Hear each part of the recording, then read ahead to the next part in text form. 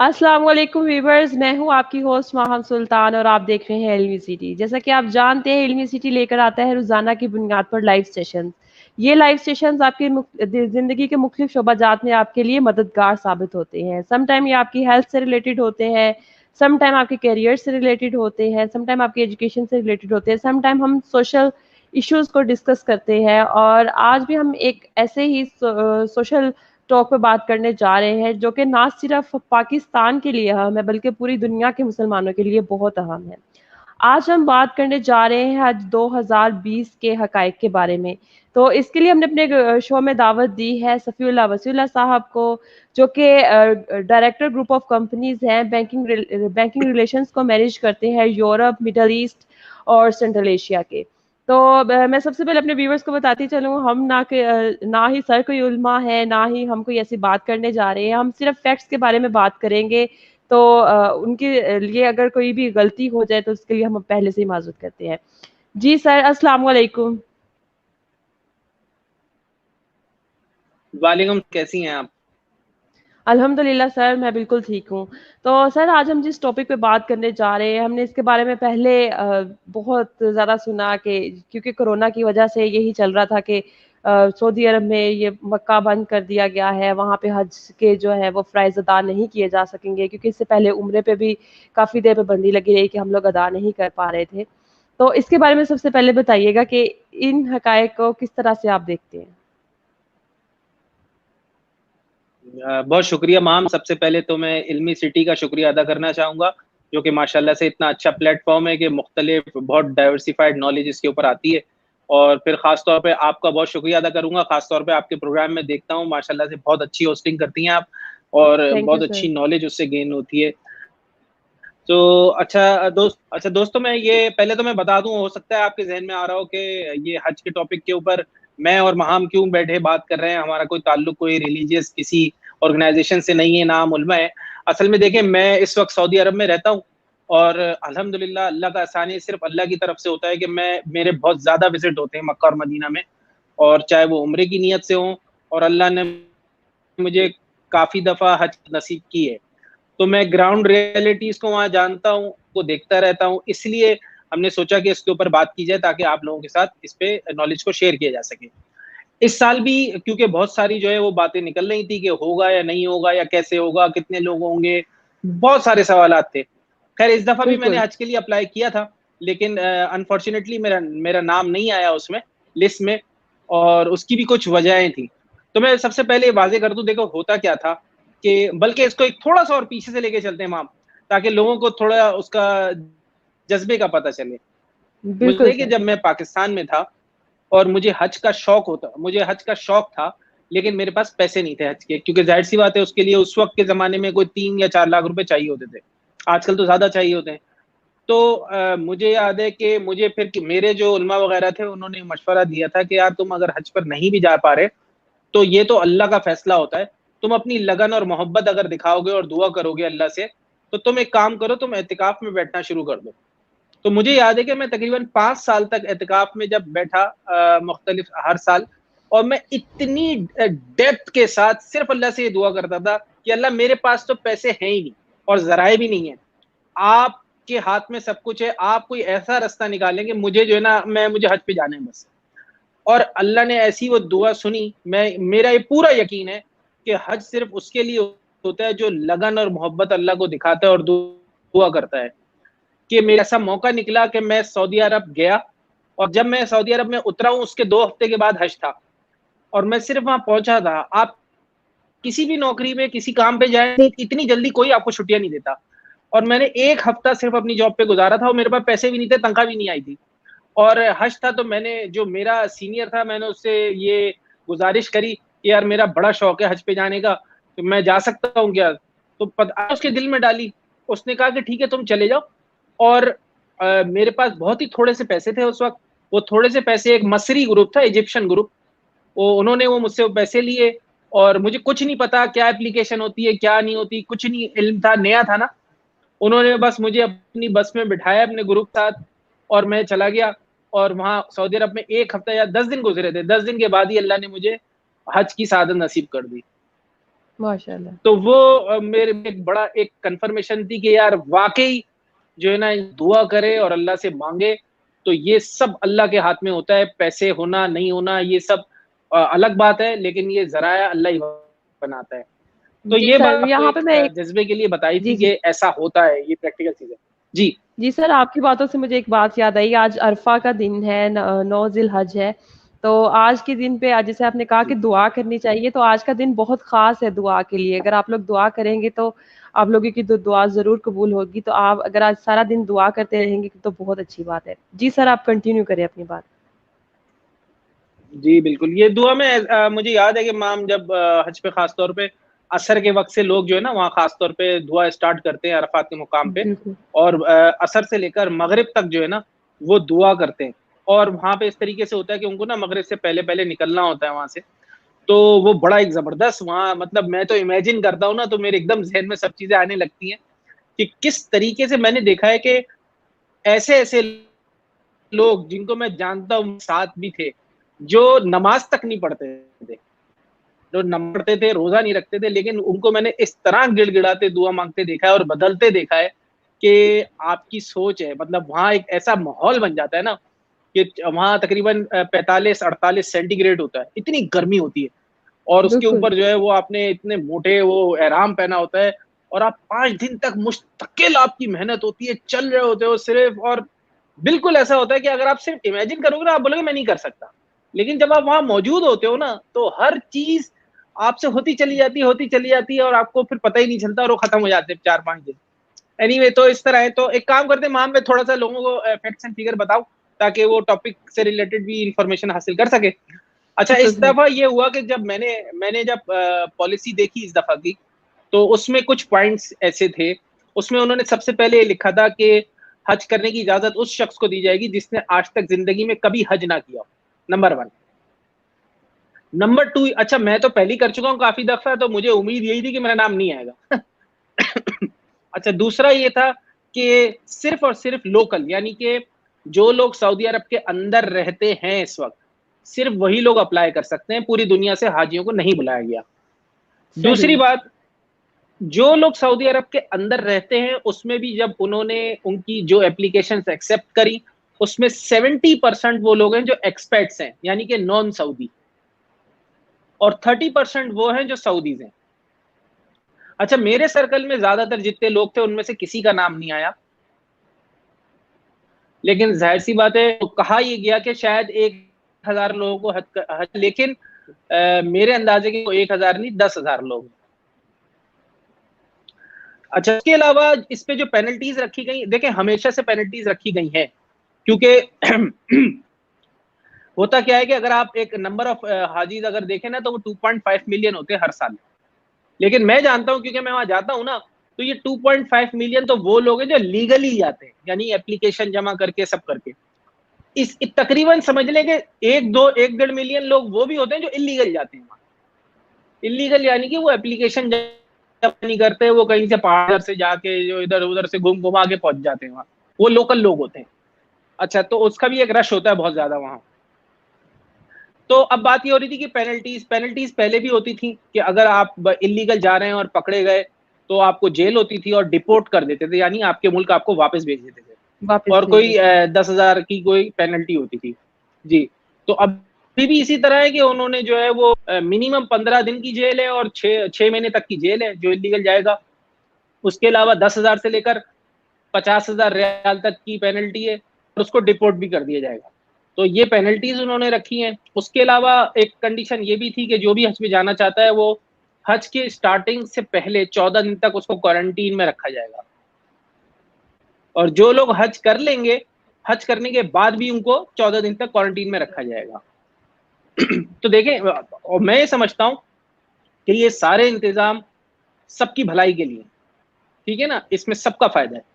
क्योंकि बिल्कुल एक सर। कोरोना वायरस यहाँ सऊदी अरब में भी काफ़ी ज़्यादा फैला हुआ है, और यहाँ पे जो बड़े-बड़े शहर हैं, जहाँ पे ज़्यादा नंबर ऑफ केसेज़ हैं, वहाँ से बहुत कम लोगों को एक्सेप्ट किया गया है, और जो जहाँ केसेज़ कम है, वहाँ की एप्लीकेशंस को ज़्यादा एक्सेप्ट किया गया है। जी, ज़्यादा मैम। एंटरटेन जी। तो सर मैं यहाँ पे एक क्वेश्चन ये ऐड करना चाहूंगी कि जो लोग जाना चाहते हैं, यानी अब तो नहीं जा सके लेकिन आइंदा के लिए जाना चाहते हैं, और वो उनकी इनकम लो है या वो अपने लिए पैसे जमा करना चाहते हैं हज पे जाने के लिए, उनके लिए आप क्या कहेंगे? उसके लिए दो बातें मैं कहूंगा। जो सबसे इंपॉर्टेंट है वो है लगन। खुदा की कसम, अल्लाह को मना लोगे तो ना पैसे कहाँ से आएंगे। जैसे चिड़िया सुबह निकलती है ना, उसको रिस्क मिल जाती है, बिल्कुल इसी तरीके से। अच्छा, ये बात मैं इसलिए नहीं कह रहा कि मैं कोई फलसफा नहीं दे रहा, मैंने अपनी जिंदगी पे अप्लाई की हुई चीज है, इसलिए शेयर कर रहा हूं। सिर्फ अगर आपके दिल से सच निकलेगा ना कि अल्लाह मुझे हज करना है, मेरी चाहत है, मेरी लगन है। मैं आपको बताऊं, वहां यहाँ के जो लोग हैं जो यहाँ रहते हैं, उनका मुल्क है ये, यहीं रहते हैं और सालों से। कोई 25 साल का है तो 25 साल से रह रहा है, कोई 30 साल का है तो 30 साल से रह रहा है, ऐसे ही है ना। बिल्कुल सर। मेरे साथ ये लोग काम सालों साल से यहाँ रहते हैं, लेकिन ना कभी हज पे गए और उम्रे पे भी नहीं जाते। तो क्यों? उनको कोई पैसे की जरूरत है क्या? बहुत पैसा भी है और कुछ भी नहीं। यहाँ से तो जाने में गाड़ी में बैठ को चले जाता है आदमी, ठीक है ना। यहाँ तो पैसे भी नहीं लगते और पैसा है भी लेकिन फिर भी नहीं करते। क्यों? हालांकि 5 वक्त की नमाज भी पढ़ रहे हैं और बड़ा सब कुछ, माहौल भी सही है, सब कुछ अच्छा है, लेकिन नहीं जाते हज पे क्योंकि अल्लाह की मर्जी नहीं। तो इससे तो प्रूफ हो गया कि पैसे होने या ना होने से फर्क नहीं पड़ता, फर्क पड़ता है बिल्कुल। नीयत से, खुलूस से। तो ये तो पहली बात है। दूसरी बात यार देखो, अब दूसरी बात करेंगे दीन से हटकर, ठीक है ना। और दीन से हटकर जो प्रैक्टिकल बात है उसको समझो। लेकिन असल बात वही थी जो पहली थी, ठीक है। दूसरी बात में ये कि देखो यार, पैसों को मैनेज करना आना चाहिए। पैसे आपके पास कम भी हो ना, तो उसको मैनेज किया जा सकता है। उसको कहते हैं पर्सनल फाइनेंस मैनेजमेंट, ठीक है ना। इस पे मैं काफी अरसे से इल्मी सिटी पे भी चिल्ला रहा हूँ बैठ के, और वैसे भी मैं हर जगह बात कर रहा हूँ कि ये पर्सनल फाइनेंस मैनेजमेंट पूरी दुनिया में पढ़ाई जाती है, पाकिस्तान में नहीं पढ़ाई जाती, और इसको पढ़ना चाहिए। और इसके लिए ही, क्योंकि मैंने बाहर के मुल्कों से बहुत पढ़ा है, इसके ऊपर लाख रुपए खर्च किए हैं इस पे। तो उसी का एक निचोड़ मैंने जो है वो 23 लेक्चर में एक जगह इकट्ठा भी किया है। और पर्सनल फाइनेंस मैनेजमेंट का एक बहुत ही जो कि लाहौर गैरिसन यूनिवर्सिटी की तरफ से अवॉर्डेड है, उसकी सर्टिफिकेट, वो मैंने तैयार भी किया है। वो कल लॉन्च हो जाएगा। तो वो पीनट्स के अगेंस्ट में, जाके मैकडोनल्ड का बर्गर खाते हो ना जैसे, उतने में मिल जाता है। तो वो करो, आपको समझ में आ जाएगा कि पर्सनल फाइनेंस, पैसे कैसे बचाए जाते हैं, कैसे कमाए जाते हैं, कैसे खर्च किए जाते हैं, कैसे चीजों को मैनेज किया जाता है। उसकी इंफॉर्मेशन मैं कमेंट में शेयर कर दूंगा, वहां में अगर कोई देखना चाहे तो वहां से देख सकता है। जी जी सर, जरूर। तो सर यहाँ पे बताइएगा कि सऊदी हुकूमत ने इसके अलावा क्या क्या इकदाम उठाए हैं, और हमें किस किस चीज़ का ख्याल रखना पड़ता है, क्योंकि आप तो वहाँ पे मौजूद हैं, आप facts and figure ground realities को अच्छी तरह से जानते होंगे। देखो माम, यहाँ बहुत ख्याल रखा जाता है। सिर्फ ये हज की बात नहीं कर रहा, वैसे भी। मतलब ये कि सैनिटाइजर्स हो गए और टिश्यूज हो गए, मास्क हो गए, जो हमारे यहाँ एक बहुत बड़ा इशू बना हुआ है वो यहाँ पे ऐसे है कि जैसे कोई है ही नहीं चीज। यानी कि सिग्नल्स के ऊपर वो मास्क ऐसे बांट रहे होते हैं, सैनिटाइजर्स की बोतल फ्री दे रहे होते हैं, और टिश्यूज के डब्बे। आप मस्जिद में जाओ तो जगह जगह आपको ये मास्क, मतलब मस्जिद जाओ तो मस्जिद में ये, एक तो ये है ना कि अपनी जानमाज लेके आओ। जो जानमाज लेके बिल्कुल। नहीं आया उसके लिए बड़े बड़े डब्बे रखे हुए हैं, उसमें पोर्टेबल वो रखी हुई है जानमाज, यानी कि आप वहां से उठाओ, नमाज पढ़ो और उसको फेंक के चले जाओ, यानी कि वो उसको अगली दफा यूज भी नहीं कर रहा है। अच्छा, अब ये लोग कहेंगे यार इनके पास पैसा बहुत है इसलिए ऐसा कर रहे हैं।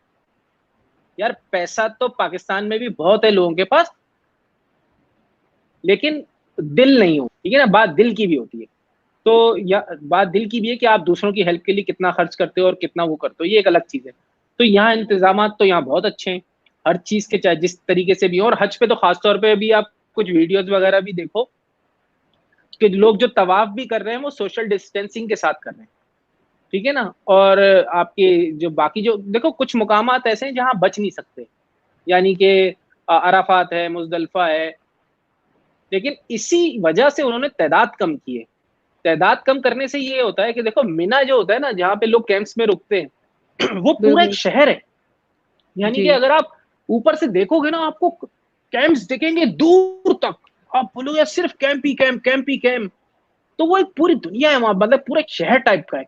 और ये एक अल्लाह का मुआवजा है कि इतनी बड़ी तादाद में लोग मूव करते हैं।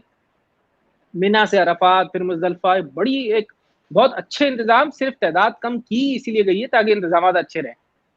जी मैम। जी जी सर। तो अगर कोई अवेल करना चाहता है, हज करना चाहता है, ऑब्वियसली हर मुसलमान की ख्वाहिश होती है कि वो हज करे, अपनी ज़िंदगी में लाजमी तौर पे एक दफ़ा करे, वो चांस लेना चाहता है, तो उसको ये चांस किस तरह से मिलेगा, वो किस तरह से इस सारे प्रोसीजर से गुजरेगा? देखो हमारे यहाँ तो यही है ना कि लोग ज्यादातर जो अगर नॉर्मल इकोनॉमी तरीके से करना चाहते हैं वो गवर्नमेंट के जो हसी में पैसे जमा कराते हैं, बाकी प्राइवेट ग्रुप्स भी होते हैं। देखिए इसके दो जैसे मैंने बताया, हम पहले सबसे पहले तो लगन है आपकी, जी सच्ची लगन होनी चाहिए। उसके अलावा प्रैक्टिकल बात ये है कि पैसे जमा भी करने चाहिए, ठीक है ना। पैसे जमा का जी मतलब सर। ये है कि आप हर महीने एक फंड बना लो अपना भाई, कि हर महीने मुझे उसमें पैसे डालने हैं, ये मेरा हज का डब्बा है, ठीक है। जैसे हर चीज के लिए जमा करते हो उसके लिए भी जमा करो। अगर देखो मैं लगन की पे ऊपर एक बात बताता हूँ माम, मिसाल के तौर पे माम कहती है मुझे हज करना है, ठीक है, और अब मेरा इरादा है और मैं बहुत, मुझे मोहब्बत है, मुझे सच्ची दिल से मुझे जाना है, ठीक है। अब ईद आती है, ईद पे महाम की आदत है कि वो दो नए जोड़े बनाती है। एक जोड़े की कीमत होती है 5,000 और अगले दिन उसकी बड़ी दावत होती है तो उसकी जोड़े की कीमत होती है 8,000, टोटल बने 13,000 रुपए। अब लगन यहाँ पे दिखेगी सेक्रीफाइस से। अब महाम अगर ये करती है कि नहीं यार मुझे तो हज पे जाना है, तो मैं इस साल दो की बजाय एक जोड़ा बनाऊंगी, ठीक है, 5,000 वाला 8,000 बचा लूंगी। अब उसके बाद ईद खत्म होती है, ईद के बाद सारे कजन्स मिलके जो है ना, उनकी आदत है कि एक होटल में जाके खाना खाते हैं, सब अपना अपना बिल पे करते हैं अपनी अपनी फैमिली का, और वहां का बिल बनता है हर बंदे के ऊपर पाते हैं, मिसाल के तौर पे। अब माम कहती है नहीं यार मुझे तो हज करना है, मुझे सेक्रीफाइस करना है, और क्योंकि ये अगर मैं खाना नहीं भी खाऊंगी तो कोई फर्क नहीं पड़ेगा मेरी जिंदगी में। अब 5,000 वहां से बचाती है। अब इस तरीके से पूरे साल जिन जिन चीजों पे आप समझते हैं जिनकी जरूरत नहीं है आपकी लाइफ में, तो यहाँ पे आपका सेक्रीफाइस प्रूफ करेगा कि आपकी लगन कितनी है। आप उस सेक्रीफाइस को करते जाएं, और बाकी जराया एक ऐसा कहीं ना कहीं से अल्लाह की तरफ से आएगा जो आप सोच भी नहीं सकते, और इंशाल्लाह आपके लिए ये चीजें आसान हो जाएंगी। तो सेक्रीफाइस तो दिखाओ ना अल्लाह को। जी सर। सर यहाँ पे मैं एक कमेंट ऐड करना चाहूँगी। उनकी आईडी का नाम है इंग्लिश पठान और कह रहे हैं कि सर आपसे दरख्वास्त है कि आप हमें अपनी दुआओं में ज़रूर याद रखिएगा। ये दुआ के लिए कह रहे हैं आपको मैं ख़ास वैसे तौर तो पे क्योंकि आप मैं सऊदी अरब में मैं मौजूद एक बात कह देता हूँ, इंशाल्लाह जब पूरी उम्मा क़यामत के रोज अपने एमाल के साथ खड़ी होगी और अपने एमाल नामे में जो है ना एक कम से कम एक तवाफ का सवाब जरूर देखेगी। क्योंकि मेरी आदत यह है कि मैं जब उम्रे में जाता हूँ ज्यादातर, तो मैं अपना उम्रा करने के बाद पूरी उम्मत के सवाब के लिए अलग से तवाफ करता हूँ जब भी मेरी हिम्मत होती है। देखें अब यहाँ एक टेक्निकल चीज बता दूं, वहां मिसाल के तौर पे मैं कोई 2 रकात नफिल पढ़ता हूँ और कहता हूँ कि या अल्लाह इसका सवाब मुझे और महाम को अता फरमा दे, तो अल्लाह उसका सवाब मुझे और महाम को दे देंगे। लेकिन अगर मैं कहता हूँ कि अल्लाह इसका सवाब मुझे और पूरी उम्मत मुस्लिमा को अता फरमा दे, तो अल्लाह पूरी उम्मत मुस्लिमा को उसका सवाब दे देंगे। तो क्योंकि अल्लाह के खजाने में कमी थोड़ी है, कमी है बेशक। मेरे मांगने में, ठीक है, मेरे मांगने में। तो जब भी आप भी कोई भी सवाब का काम करें नफली, जिसका सवाब आप के दूसरों तक पहुंचाना चाहते हैं, तो उसके मांगने में कमी ना रखें। अगर मैं बोलूं या अल्लाह मुझे हलाल रिज़्क़ अता फरमा दे, मैं इसको ये भी कह सकता हूँ या अल्लाह मुझे और पूरी उम्मत मुस्लिमा को हलाल रिज़्क़ अता फरमा दे। तो मांगने के अल्फाजों में कमी तो मेरे है, अल्लाह के देने में कमी नहीं है। तो बिल्कुल सर हमेशा इस ऐसा है। तरीके से दुआ रखनी चाहिए। तो मेरी भी कोशिश यही होती है कि दुआ इस तरह रखूं कि मांगू सबके लिए, अपने लिए जरा एक्स्ट्रा और सबके लिए भी एक्स्ट्रा। तो उसमें ये है कि आप इस तरह सबको सबको सवाब मिलेगा, आप मेरी दुआ में याद रहेंगे इंशाल्लाह। इंशाल्लाह सर। सर हमारे पास एक क्वेश्चन आया है माहा इम्तियाज़ का, वो पूछ रहे हैं कि हमें आज के दिन यानी कि यौम अरफ़ात के दिन हमें ऐसा क्या ख़ास काम करना चाहिए? हम पाकिस्तान में आज है वो रोजा या फिर कब? सर आज रोज़ा है, कल भी रोज़ा कल के होगा दिन है। और परसों ईद है। पाकिस्तान में इस तरीके से, अच्छा ठीक है। तो भाई देखें सबसे पहले तो हमने ही जवाब दे दिया, रोजा रखना चाहिए, ये बहुत इंपॉर्टेंट है, इसका बहुत सवाब है। जी। और उसके अलावा देखें मैं तो किसी खास दिन पे नहीं जाता, मेरी आदत ये है कि अगर आपको सदका करना है तो ज़रूरी नहीं है आप 9 अरफात के दिन पे करें, आप किसी दिन भी सदका कर सकते हैं। और अगर आपको कोई एक्स्ट्रा नमाज़ें पढ़नी है तो वो भी आप किसी भी दिन भी पढ़ सकते हैं। तो अल्लाह तो हर दिन को ही एक्सेप्ट करता है, लेकिन ये कि हाँ, कुछ दिन ऐसे होते हैं जिनको ख़ास माना जाता है, जैसे कि रोज़ा है, आज और कल का जो रोज़ा है, हाँ, उसकी अहमियत ज़्यादा है, उसका सवाब ज़्यादा है। तो रोज़ा रखें और ज़्यादा से ज़्यादा दुआ माँगे सबके लिए। और याद रखें, एक चीज़ मैं यहाँ मेंशन करना ये मैं जो है ना वो बेसिक बातें करता हूँ इस्लाम से मुताल्लिक, ताकि जो है ना, ताकि कोई उसको वो ना समझे कि हम कोई उस पे मसाइल बता रहे हैं। बेसिक बात ये है कि देखो, सवाब का काम करना जो है ना वो बहुत आसान होता है। नमाज, कोई मुझे बोले नमाज पढ़ो, मैं वुजू करूंगा, नमाज पढ़ लूंगा, ये आसान काम है। कि वो बोलेगा सदका दे दो, मैं 4 रुपए के 5-10 किसी को दे दूंगा, वो आसान काम है। लेकिन मुश्किल काम होता है गुनाह से बचना।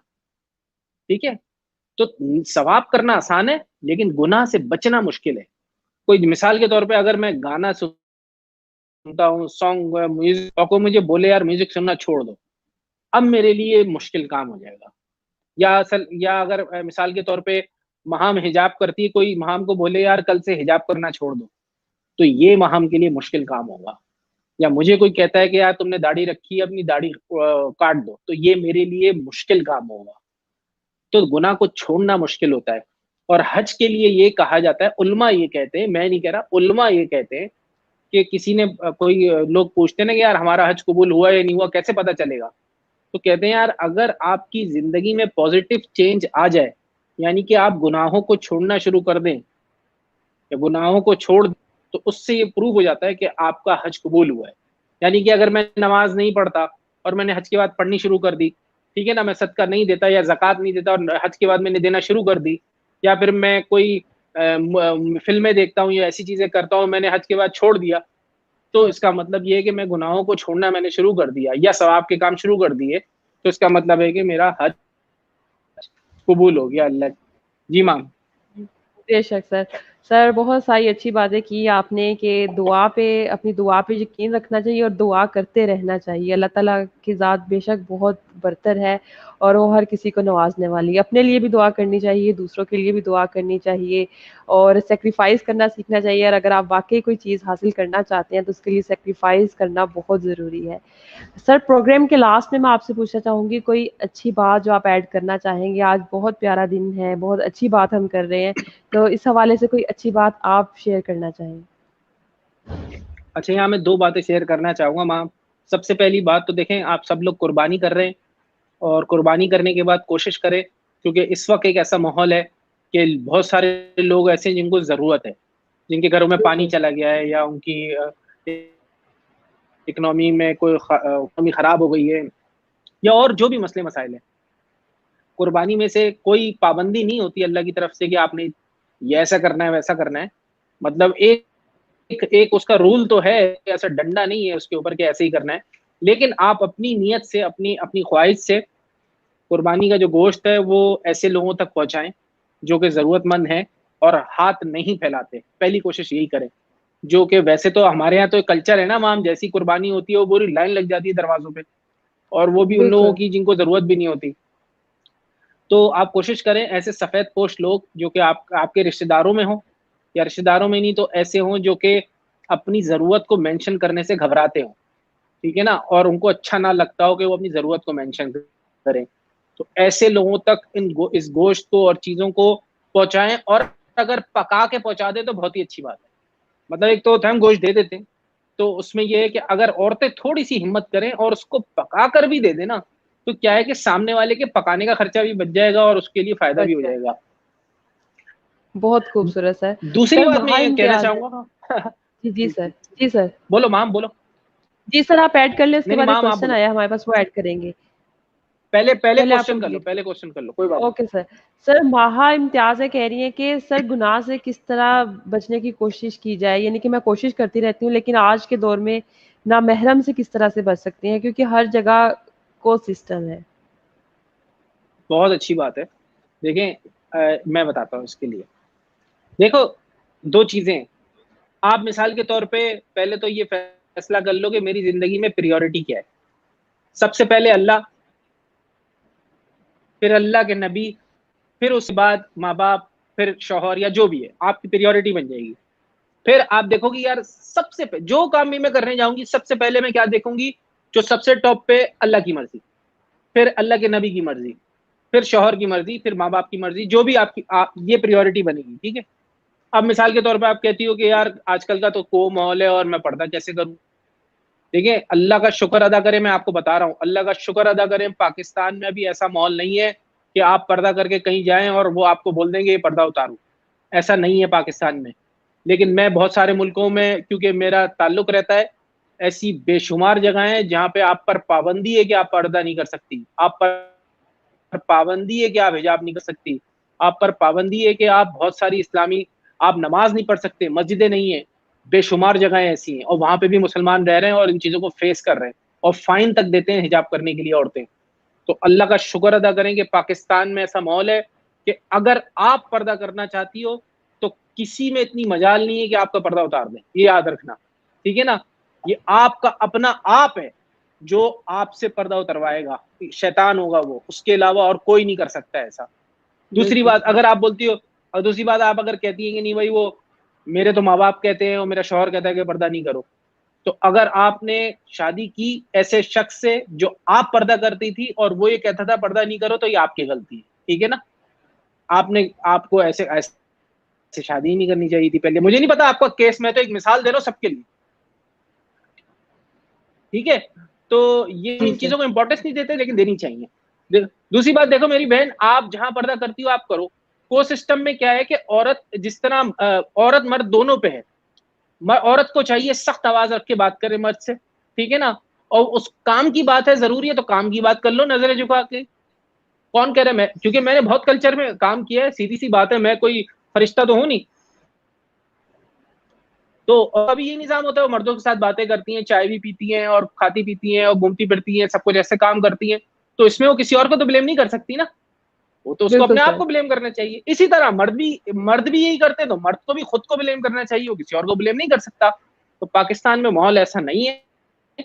पाकिस्तान में को सिस्टम है, लेकिन माहौल आपको इजाजत देता है कि आप अपनी मर्जी के मुताबिक हिजाब कर सकती हो। महम महम की अपनी मर्जी है कि वो हिजाब के साथ होस्टिंग करती है, और बहुत सारे लोगों की मर्जी है कि वो बगैर हिजाब के होस्टिंग करें।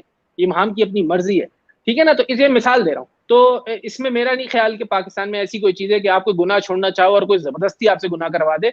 आप गुनाह अगर छोड़ना चाहती हो, जितना अल्लाह के करीब होगी, जितना इखलास पैदा करोगी, जितना जिक्र करोगी, जितनी नमाज पढ़ोगी, उतना ज्यादा गुनाह को छोड़ना आसान हो जाएगा।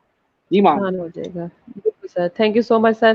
सर यहाँ पे एक कमेंट आया है, सलाह चन्ना है इनका नाम, आई थिंक अगर मैं गलत नहीं पढ़ रही तो। वो पूछ रहे हैं कि मैडम आपका प्रोग्राम किस टाइम पे होता है, प्लीज लास्ट में बताइएगा कि आइंदा शो में हम भी शामिल हो सकें। तो जी सलाह, हम लोगों का प्रोग्राम डेली बेसिस पे लाइव सेशंस होते हैं। आपने अगर हमारा कोई भी प्रोग्राम देखना है, आप चेक करना चाहते हैं कि हमारे डेली बेसिस पे क्या रूटीन है और हम किन प्रोग्राम्स को और किन टॉपिक्स को डिस्कस कर रहे हैं, तो आप इल्मी सिटी के पेज पे जाके इवेंट्स पे जाके चेक कीजिएगा। तो आपको इवेंट से मिल जाएगा कि हमारे कौन से गेस्ट हैं, हमारी कौन सी होस्ट हैं और हम किस टॉपिक पे बात करने जा रहे हैं। जी सर, आप इससे पहले एक बात कर रहे थे, हमने दो अच्छी बातें करनी थी, एक आपने की थी और एक अभी रह गई थी, काइंडली वो भी बता हाँ दीजिएगा। दूसरी, हाँ बिल्कुल। दूसरी ये है कि यार देखो, मैं ये सारी यूथ के लिए एक बात कर रहा हूँ। यूथ के लिए मैं कहना चाहता हूँ, इंसान को आगे बढ़ना होता है ना जिंदगी में, तो उसके लिए बहुत इंपॉर्टेंट होता है कि आपके अंदर लीडरशिप की क्वालिटी हो। ठीक है ना। हो सकता है कि आपको बात इस वक्त समझ में ना आ रही हो, लेकिन मैं अपने एक्सपीरियंस से कह रहा हूं तो इसको समझ लो। अच्छा, एक चीज होती है लीडरशिप और एक चीज होती है एक्स्ट्रा ऑर्डिनरी लीडरशिप। तो जो काम भी नबी सल्लल्लाहु अलैहि वसल्लम ने किया वो एक्स्ट्रा ऑर्डिनरी कहलाता है। ठीक है, ये हमारा यकीन है। तो नबी अकरम सल्लल्लाहु अलैहि वसल्लम की जिंदगी से जो भी एक्स्ट्रा ऑर्डिनरी लीडरशिप से रिलेटेड, चाहे वो मक्का गए, वो मदीना गए, या और भी मुकामात पे जो जंग जिहाद किया और इस्लाम को फैलाया, उन सब से रिलेटेड जितना भी एक्स्ट्रा ऑर्डिनरी लीडरशिप और एक्स्ट्रा ऑर्डिनरी एक्ट्स थे, उन सबको एक जगह करके, और तकरीबन समझ लो कि 7-8 डे की जो है ना वो लेक्चर 14 बनाकर वो मैंने एक जगह इकट्ठे किए हैं। तो वो मैं चाहता हूं कि आप लोग उसको देखें। वो मैंने यूट्यूब के ऊपर डाले हैं। आप लोग जाएंगे यूट्यूब पे सफ़ीउल्लाह वसीउल्लाह लिखेंगे तो उसमें एक प्लेलिस्ट मैंने अलग से बनाई है, वो टोटली नबी अकरम सल्लल्लाहु अलैहि वसल्लम की जिंदगी से। और उसके अलावा एक वीडियो मैंने लास्ट टाइम में गया था, तो मैं जितना क्लोजअप ले सका ना, मैंने वहां मक्का में हरम में और मदीना में नबी अकरम सल्लल्लाहु अलैहि वसल्लम के रोजा मुबारक पे जाके क्लोजअप लेके वीडियो बना के भी वहां, तो आप लोग उसको देखें, जज्बा ईमानी को बढ़ाने के लिए वो काम आएगी, तो उसको जरूर देखिएगा। थैंक जी यू माँ। सो मच सर, आपने इतनी अच्छी इन्फॉर्मेशन शेयर की। मौका के मुनासबत से हम होप सो हम अपने व्यूवर्स को कुछ इन्फॉर्मेशन देने में कामयाब हो सके होंगे, उनको कुछ चीज़ें बताने में हम लोग काफ़ी हद तक कामयाब रहे होंगे। और मैं आप सबसे गुजारिश करूँगी कि आप चाहते हैं कि हम कोई टॉपिक डिस्कस करें, हम उससे रिलेटेड जो है वो स्पेशलिस्ट बुलाएं, तो काइंडली आप अपने जो सजेशंस हैं हमें इनबॉक्स में ज़रूर बताया कीजिए ताकि हम उस पर काम कर सकें। Thank you so much sir, आपका शो में आने के लिए, अपना इतना कीमती वक्त देने के लिए, और हमारे व्यूवर्स की भी जो क्वेरीज हैं उनको भी एंटरटेन करने के लिए। Thank you so much. Thank you, thank you. साथ ही साथ मैं अपने व्यूवर से भी इजाजत चाहूंगी, इंशाल्लाह उनके साथ दोबारा मुलाकात होगी इल्मी सिटी के प्लेटफॉर्म से किसी और अच्छे टॉपिक पे और किसी और अच्छी टॉक पे हम बात करेंगे, ताकि हम आप लोगों के मसाइल को हल कर सकें और आप लोगों तक हम इंफॉर्मेशन पहुंचा सकें। तब तक के लिए मुझे इजाजत दीजिएगा। अल्लाह हाफिज।